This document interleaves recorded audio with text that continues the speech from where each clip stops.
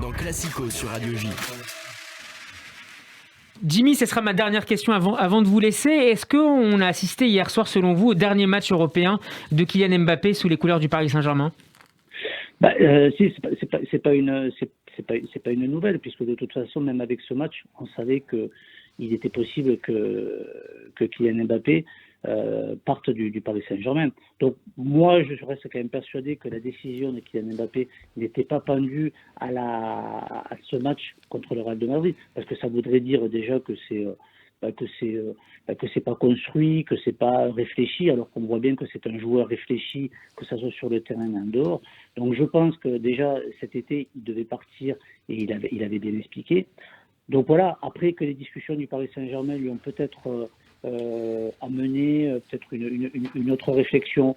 Quand on voit le match de hier, on peut peut-être se poser aussi la question, est-ce que c'est judicieux pour Kylian Mbappé d'aller au Real de Madrid, parce que le Real de Madrid avait ce qu'ils ont montré pendant une heure, franchement, c'est quand même assez moyen, surtout avec le match aller.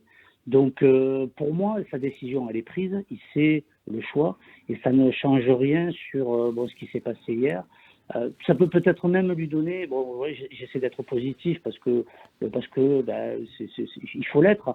Peut-être que ça peut lui donner envie de dire, comme il voulait partir par la grande porte du Paris Saint-Germain, peut-être ça vaudrait peut-être le coup pour lui de dire, je vais rester parce que je peux pas partir sur un échec comme ça, sur une situation pas terrible, avant de partir dans un autre club. Benjamin, est-ce que ça peut paradoxalement pousser Kylian Mbappé à rester ? Non, pas du tout. Et d'ailleurs, en tant qu'amoureux du football, amoureux du PSG et amoureux de Kylian Mbappé, qui est un génie que j'ai jamais vu de mon vivant, il faut qu'il s'en aille. Est-ce qu'il est trop grand pour le PSG ? Il est trop grand pour le PSG, il l'a montré hier, il l'a montré sur ses derniers matchs. Attends, laisse-moi finir. Hier, il est... Ça, c'est une réaction de supporter de bas étage. Peut-être, encore une fois, hier. T'insultes, hein, ouais, mais c'est pas grave, je le prends pas mal aujourd'hui. Supporter de bas étage. Je prends pas mal aujourd'hui. Oui, hier, non, pas du tout. Hier, il montre que, encore une fois, il est la star mondiale. Il est à Bernabeu avec le maillot du PSG, avec tout ce que ça implique, et il est au rendez-vous. Il marque 2 buts, d'ailleurs, un refusé.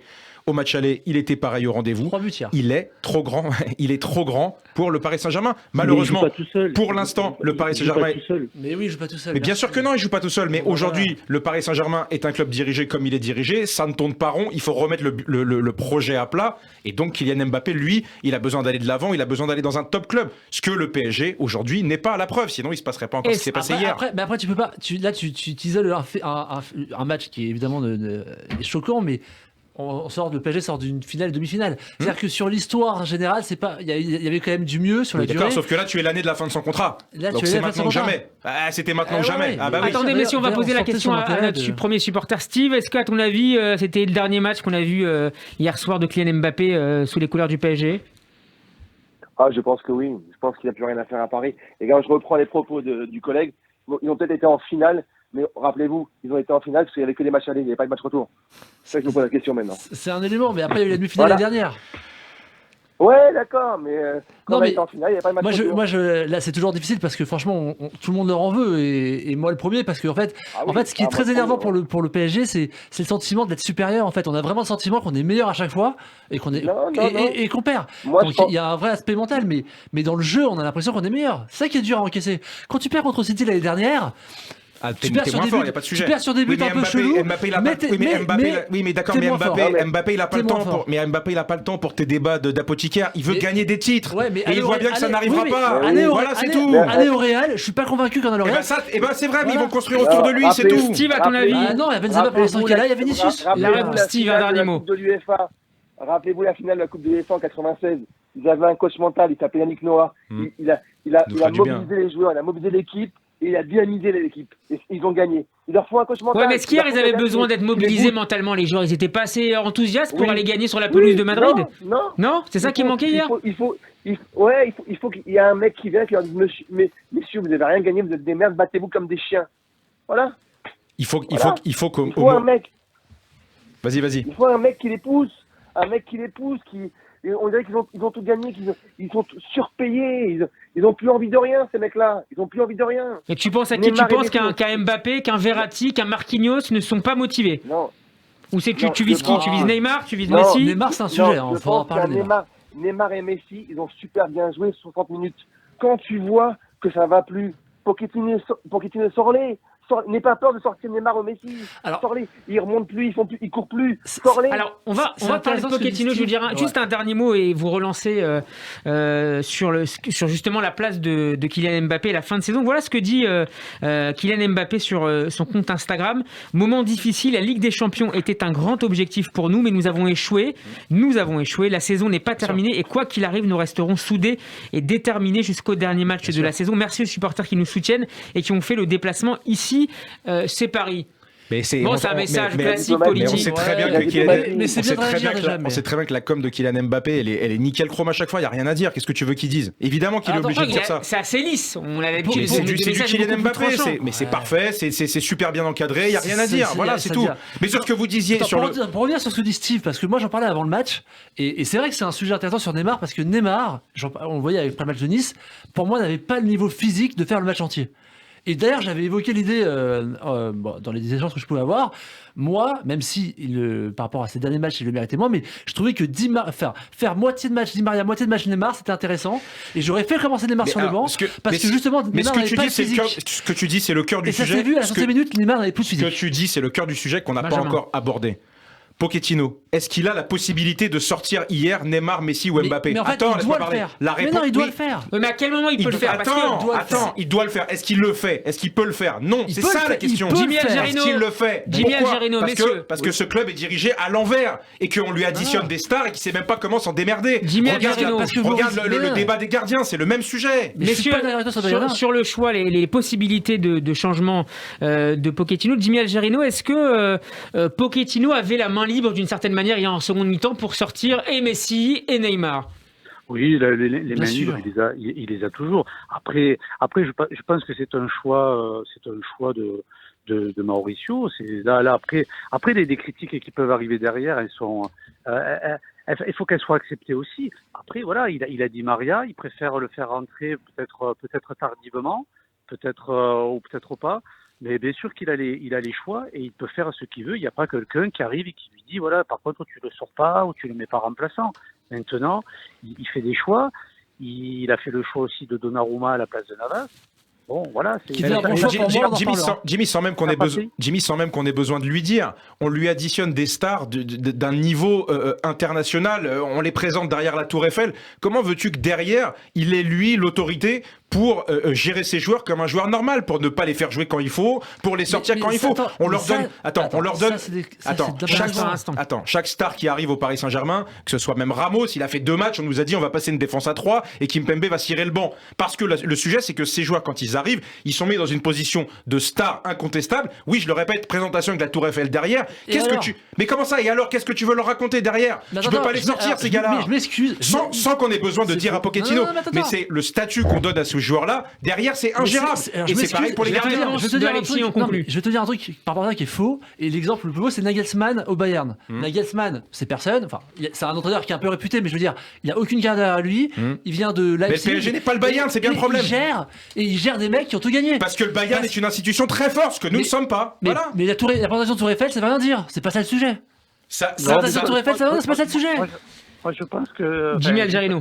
Après, je vais vous laisser. Moi, je pense que c'est vrai que c'est compliqué de créer un groupe, surtout quand il y a des changements comme ça et quand les joueurs sont peut-être pas non plus à leur maximum.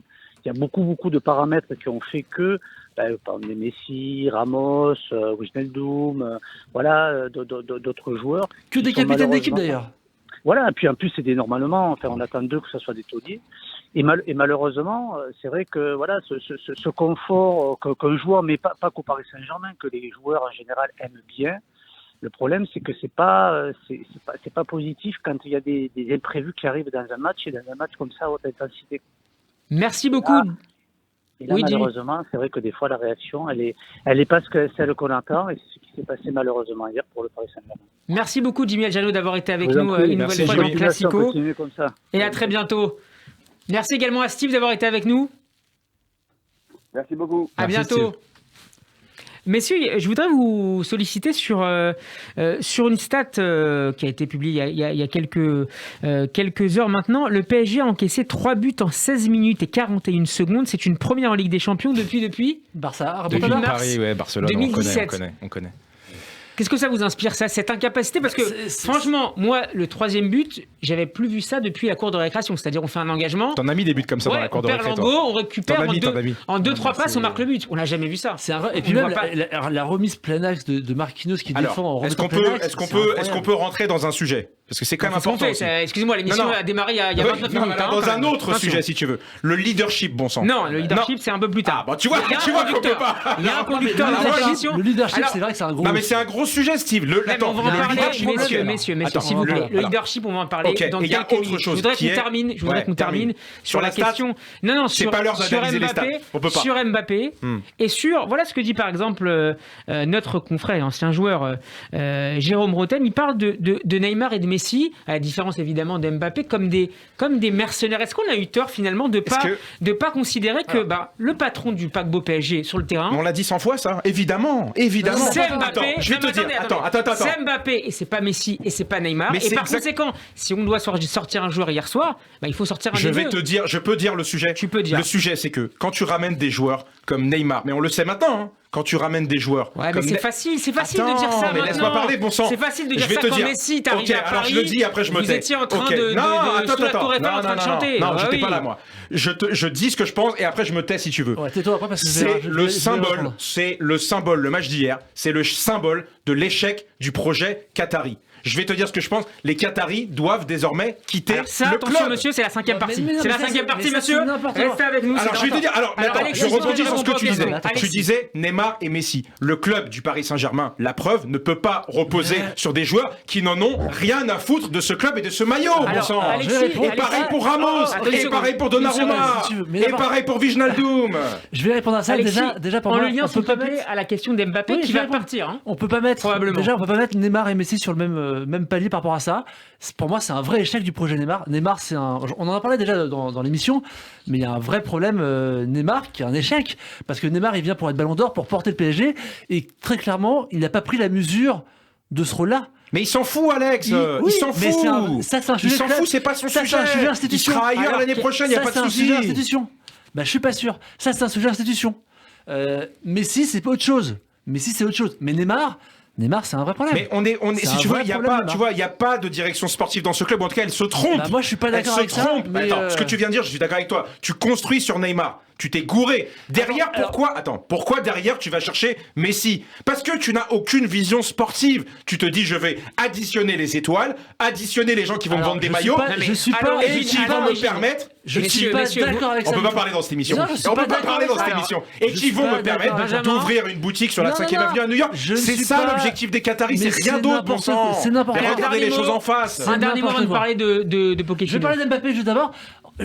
Pour moi, dans le recrutement de Messi, de Ramos, il y a aussi une réponse à Mbappé. C'est pas vrai qu'Mbappé a laissé entendre plusieurs fois que le PSG dépendait du recrutement. Mais pourquoi tu amènes des mecs qui sont à la retraite? Pourquoi tu amènes des mecs qui sont à la retraite? Messieurs, rappelez-vous ce qu'avait dit Nasser. Alexis Benjamin. Non, c'est pas vrai. Rappelez-vous ce qu'avait dit Nasser. Parce que ça ne marche pas. Rappelez-vous ce qu'avait dit Alexis. Rappelez-vous ce qu'avait dit Nasser lorsque Messi a signé. Il avait répondu à Mbappé en lui expliquant que voilà, on lui a amené l'équipe qu'il avait demandé. Mais c'est de l'affichage. Tu amènes Messi à la fin de sa carrière. Tu n'amènes pas Messi il y a 5 ans, il y a 6 ans. Arrête de critiquer Messi comme ça. Moi, je suis pas un grand fan de Messi toujours, mais arrête de dire comme si Messi, quand Messi vient à Paris pour gratuit, tout le monde dit que c'est une bonne idée. Mais tu ne vas pas dire. On va pas l'histoire maintenant. Tu t'achètes le meilleur buteur de la Liga gratuitement. Non mais je le défends pas. T'achètes le meilleur buteur de la Liga gratuitement. Ça marche pas comme prévu. Messieurs, il est l'heure de parler de Pochettino avec notre nouvel invité.